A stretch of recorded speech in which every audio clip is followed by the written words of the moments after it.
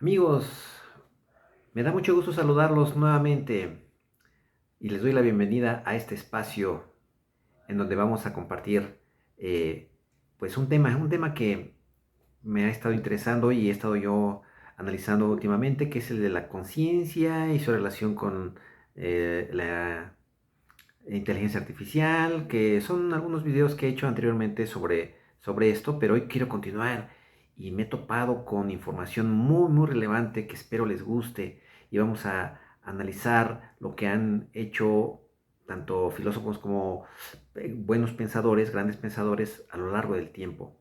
Así que vamos a dar una explicación sobre esto y unas propuestas muy locas. Acompáñenme, va a estar muy bueno.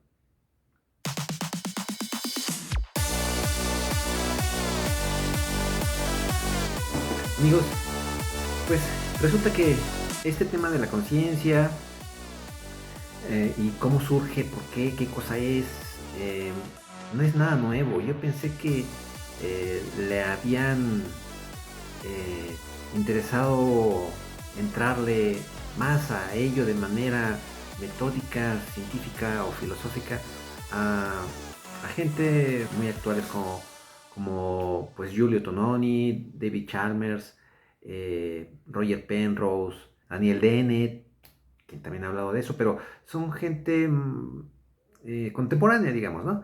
Pero no muchachos, no. Resulta que este tema ya es viejísimo. Y lo que me está apasionando mucho, lo que me está realmente impresionando, es que está muy relacionado este tema con el tema de la misma inteligencia, la inteligencia artificial y lo que sería la realidad, el concepto de realidad, el concepto de verdad. Entonces, ¿a qué me refiero? A que esto lo vienen estudiando desde los griegos. No nos vamos a ir otra vez hasta los griegos mismos, pero ya he platicado algo, he comentado sobre Aristóteles, Platón, que han pensado en qué es la esencia de todo, de qué está hecha la realidad, eh, cuál es la sustancia primaria de todo.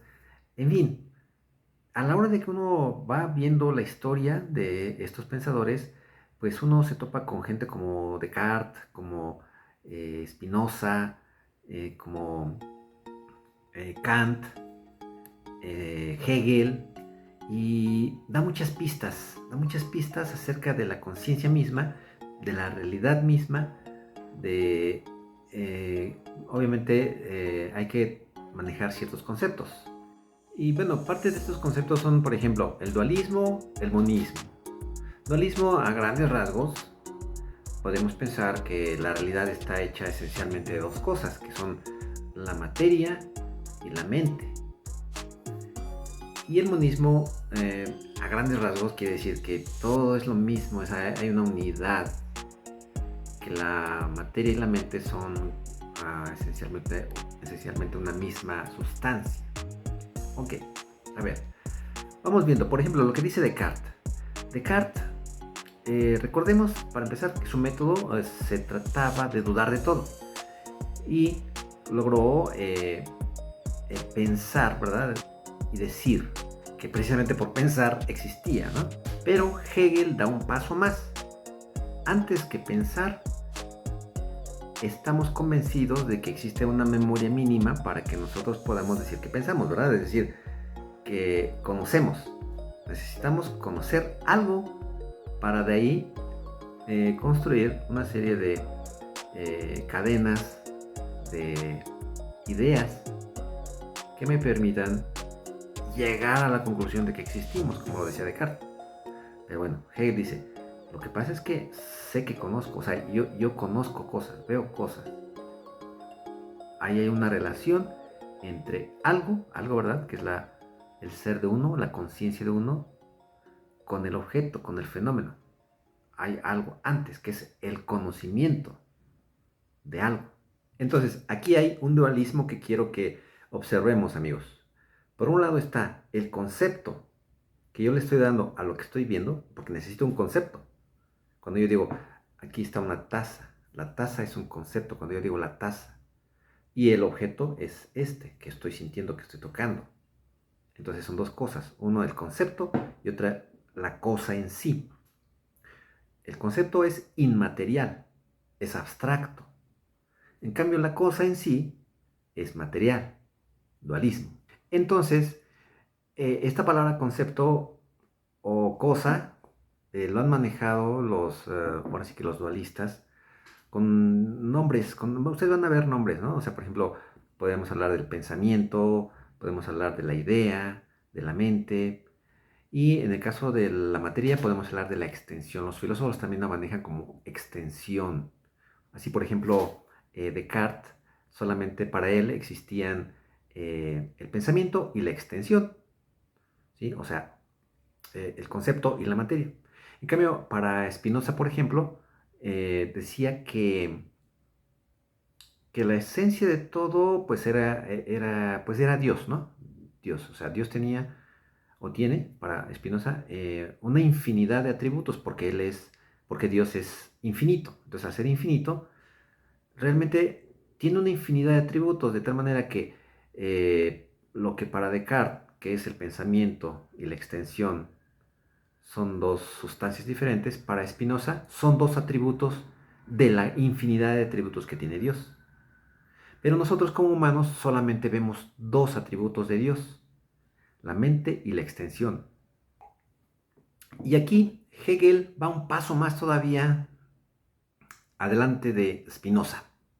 Porque si bien Spinoza y bueno, y también Descartes, todo esto que van ellos acumulando en su conocimiento, en la epistemología, porque todo esto, aunque yo lo estoy diciendo de una forma muy compacta aquí en este video, se requiere de analizar las obras de estas personas. Son muy razonadas, ¿no? Pensemos que son ocurrencias, ¿eh? Aguas ahí, estamos hablando en serio, muchachos. Esto es muy serio. Entonces, van avanzando en los conceptos, pero todo esto es así como algo inerte, algo inamovible. Hablando de los conceptos, de las relaciones entre los objetos, o lo que hace un físico o un matemático. Todo es frío y calculador, podemos pensarlo. Es decir, no hay movimiento desde el punto de vista filosófico, no hay movimiento, no hay dinámica. ¿Y quién le da la dinámica? Hegel, inspirado en Heráclito. Pero bueno, ahorita les digo, no vamos a hablar de los griegos. Y Hegel retoma lo que hizo Heráclito y todas estas personas, ¿verdad? Más contemporáneas, más para acá. Hegel piensa que el conocimiento no es tan frío, tan seco, tan inerte, sino lo ve como algo siempre en movimiento. El conocimiento es un proceso. Para Hegel es un proceso. La historia, la ciencia, la filosofía, la física, todo el conocimiento para tenerlo requiere de un método. Es decir, siempre que queremos conocer requerimos de un método. No necesitamos ser científicos. Para conocer algo hay un método ahí. Todas las disciplinas requieren de un método, sí o sí. Requieren de un conocimiento que se va acumulando, sí o sí. Requieren de representaciones y relaciones entre los objetos del mundo y quien los percibe, sí o sí. ¿Cómo son estas representaciones? Mentales, sí o sí. Y la mente es inmaterial, dice Hegel. En este punto, amigos, va mi pequeño comentario, muy personal. Así como la mente es requerida, sí o sí, para poder lograr esas relaciones con los objetos del mundo, así también la física, por ejemplo, utiliza lo que es el espacio y el tiempo, que son inmateriales, para poder establecer las relaciones que hay entre la materia. Entonces aquí ya vemos algo físico. Espacio-tiempo inmaterial, materia, o sea, me refiero a lo que hemos comentado aquí, a las partículas y objetos, etc. Que son dos cosas diferentes, dos sustancias diferentes. Pero entonces aquí estamos viendo que parece ser que la realidad sí es dual. Inmaterial por un lado, como sustancia, porque en filosofía la sustancia es algo en sí mismo. Y la materia, por otro lado, es otra sustancia diferente. Son dos sustancias diferentes. De toda la materia, o sea, de lo que ya estudiamos, la física de partículas, de todas las partículas, pues vemos todo esto, ¿no? Todo esto. Pero ahora estamos nosotros con una mente, que es otra sustancia, que tiene que estar ahí para poder hablar de ello. Ahora, déjenme introducir aquí la palabra o el concepto de panpsiquismo. El panpsiquismo establece que toda la materia tiene un grado de conciencia. Y algo que yo propongo como un axioma es que pues no es posible que algo que no es consciente, o sea, si no hay conciencia en la naturaleza o algo que anteceda a la naturaleza, pueda producir algo consciente como nosotros. ¿Cómo es posible que hayamos llegado de algo inconsciente? Entonces, el panpsiquismo, así como una idea, como una filosofía, como una teoría, quita esa incomodidad mía por cuestiones hasta estéticas. Pues en las teorías, siempre una teoría se basa, por ejemplo, en ecuaciones, debe haber una igualdad y la igualdad siempre establece equivalencias en los dos lados de la misma. Entonces, si por alguna razón supusiéramos que todo tiene un grado de conciencia, me parece que esto resuelve este problema tan tremendo de la asimetría, de cómo es posible que hayamos surgido así. Hablemos de, si quieren hablar de evolución, del Big Bang, lo que ustedes quieran. Se supone que todas esas cosas no son conscientes. Llega un momento en que la materia se contempla a sí misma. ¿Por qué? Una forma de poderlo resolver es pensando que hay un grado de conciencia en todo. Ahora, esto no surge de manera mágica, no lo vemos así. No, lo que estoy diciendo es que si todo tiene conciencia, un grado de conciencia, o sea, si sea un átomo, obviamente cuando queremos medir en un átomo, en una piedra, no logramos medirle nada, porque sabemos, intuimos, y estoy seguro, que una piedra no siente nada. Bien, pero ¿cómo surgen estos estados mentales? Pues gracias a que hay un grado de conciencia en todo lo material. Ahí está lo loco, Gracias a eso, al acumularse, agárrense, a ver, es que esto está genial, hay que ponerlo a prueba, lo que les voy a decir. Agárrense, por favor, sí. Tomen su cafecito, su tecito, disfruten esta conversación, queridos amigos. ¿Sale? Bueno, ahí va.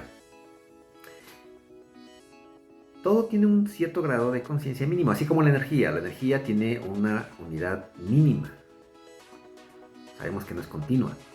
Y sabemos que no hay una energía cero de energía en el universo, sino hay una energía mínima y por paquetes. Ok, así es la conciencia, pienso. Esa es mi hipótesis. La cual se va acumulando a lo largo del tiempo. La información que había al inicio del universo fue generando las estructuras que vemos actualmente. Entonces, esa información se va capturando cada vez en todas las estructuras con una cierta complejidad.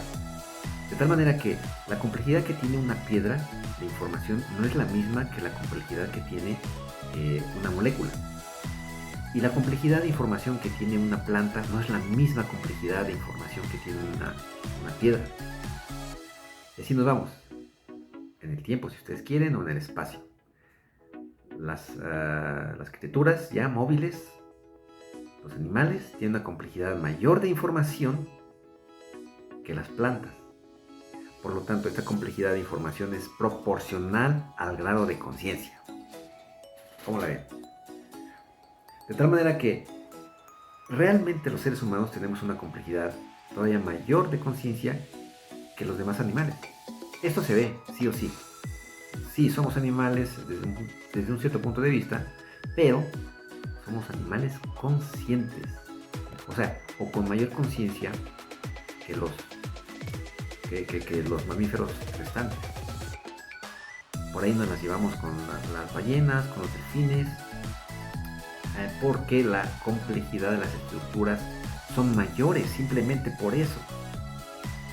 Por ejemplo, tenemos nosotros una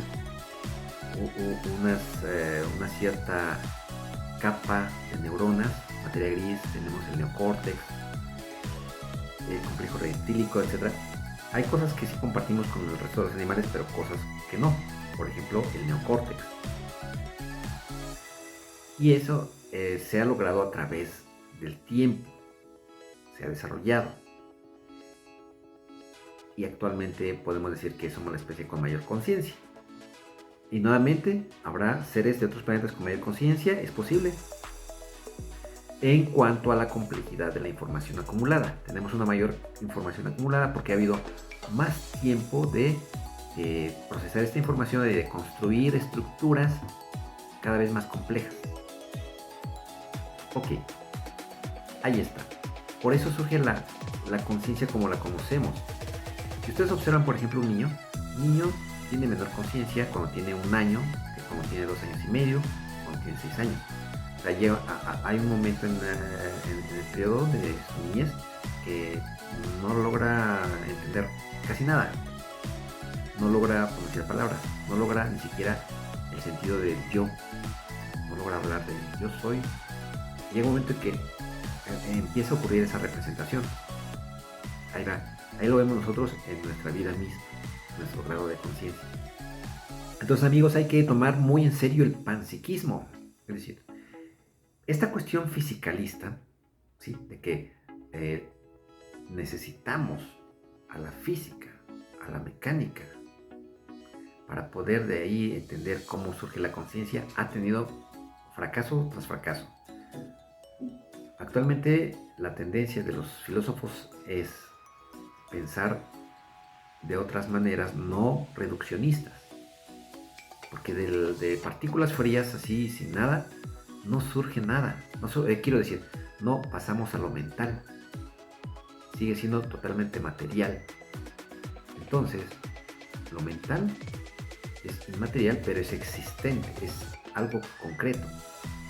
Miren, déjenme decirles, por ejemplo, también con Leibniz, el matemático del siglo XVIII, él en sus consideraciones sobre la doctrina de un espíritu universal estableció lo siguiente: he establecido un paralelismo perfecto entre lo que sucede en el alma y lo que sucede en la materia, habiendo demostrado que el alma con sus funciones es algo distinto de la materia, pero que sin embargo siempre está acompañada por los órganos de la materia, y que esto es recíproco y siempre lo será, es decir, todo es almático. Bien, a lo que voy a llegar, ya para terminar. Para Hegel, en su fenomenología del espíritu, resulta que hay una correspondencia entre el concepto y el objeto, que nosotros para conocerlo sí necesitamos de un método, pero la verdad es que a su vez no necesitamos hacer nada, más que simplemente darnos cuenta de que hay algo diferente a nosotros, sin lograr tener exactamente lo que es aquel objeto. Es decir, su esencia no la podemos conocer tal cual, porque solo lo puede conocer Dios. Es algo así como, si nosotros conociéramos algo en sí tal cual es, pues estaríamos en ese objeto al 100%, lo cual sabemos que no somos omnipresentes, ¿verdad? Así para entenderlo.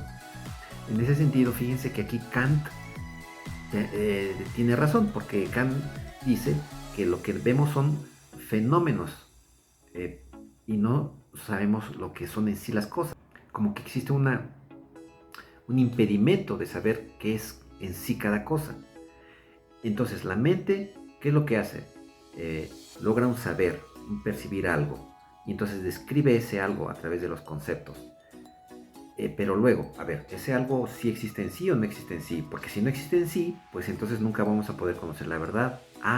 Lo que pasa es que, dice Hegel, esta postura de que sí podemos conocer en sí al objeto, dándole más valor a él que al concepto y viceversa, es una especie como de dialéctica. Ahí está el asunto. Para conocer el mundo necesitamos constantemente estar haciendo dialéctica. ¿Qué es esto de la dialéctica? Algo así como lo siguiente. Si yo digo, aquí tengo una taza o tengo un libro, lo que ustedes quieran, alguien me va a decir, ¿cómo es la taza? Yo la empiezo a describir. Yo voy a describir de cierta forma, pero esa descripción que yo dé de la taza, otra persona me la puede dar de manera diferente. Entonces, en esa discusión vamos a tener que llegar a una conclusión. Así es la dialéctica. Es proponer algo, tratar de rebatirlo, lograr lo que se llama una síntesis de esas dos cosas, de esa tesis y de esa antítesis. Y así es todo. Yo puse un ejemplo muy simple, pero así es todo en la vida, en la historia, en la ciencia, en la vida cotidiana. Ustedes mismos lo hacen, todos lo hacemos. Decimos, a ver, voy a hacer tal cosa mañana o voy a planear esto. No, mejor voy a hacer esto. No, mira, haz esto porque si no... O sea, las ideas que tenemos las empezamos a contraponer.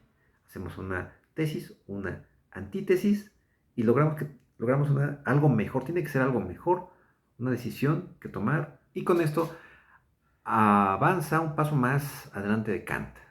Porque sí podemos conocer los objetos en sí a través de la dialéctica. Así que esto parece ir por ahí, el idealismo, pero obviamente el concepto de materia sigue presente. Aquí la cuestión es que tendríamos con esto que hemos estado desarrollando, darnos cuenta que desde Parménides hasta llegar a Hegel, la visión del mundo es idealista. Es decir, la mente juega el papel sustancial primordial. No quiere decir que no exista la materia, obviamente esa es parte de la dialéctica, sí existe porque estoy tocando esto, pero ¿cómo es esto? Ahí está la discusión. Y espero en el próximo video hablar más sobre esta discusión. Si tienes alguna pregunta, objeción o lo que tú quieras, por favor, házmelo saber en los comentarios para poder precisamente hacer dialéctica sobre esto. Muchas gracias. Nos vemos, amigos. Espero que les guste todo esto que hemos platicado, que les haya gustado todo esto. Compártanlo y denle manita arriba para que se difunda y sigamos pensando en estas cuestiones. Ojalá y tú seas el próximo Aristóteles del siglo XXI y medio. Hasta la vista.